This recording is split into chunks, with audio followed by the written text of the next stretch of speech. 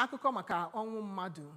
Ọ bụ nnọọ oge idere jụụ tụgharịa uche na oke mwute nke obi ka anya mmiri na-ekwo ka mmiri na mmemme enimozu nke Nnaemeka Erasmus Okafor bụ onye ụmụ Ifedumasị n'Iruobeli Enugwu Agidi kansụl njikọ ọka nke Anambra steeti.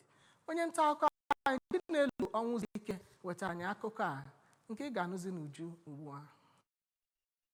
Ndị ezinụlọ, ndị ọyị nakwa ndị na-echere ya bụ ezinụlọ echiche ọma bụ ndị mapụtara n'igwe n'ịkwanye ugwu ikpeazụ nyegara ezinụlọ Okafor ebe ha kakwara ụka elimozu ha n'ụlọụka St. John Parish ndị n'Enugwu Agidi ebe ekpere ọtụtụ ekpere nyegara Chineke ka mkpụrụ obi ya bụ nwa amadi nagoro mmụọ zuru ike na ndokwa. Na ụka elimozu ahụ ka onye parish priest nke St. John bụ Reverend Father Anselm Otie kwuru na ọnwụ bụ njem nche onye ọbụla ma kwuo na ọ bụ ohere a ka onye ọbụla kwesịrị ịkwado onwe ha nke ọma ma kọwaa ya bụ nwa amadi nagoro mmụọ dịka onye dị umeala, onye na-atụkwa egwu Chineke ma kpee ekpere ka Chineke nara mkpụrụ obi Mazi Okafor na ndokwa. Mgbe ọ na-ekene Chineke maka ndụ ya bụ nwa amadi nagoro mmụọ biri na ndị sonyere ezinụlọ Okafor n'ihe mgbu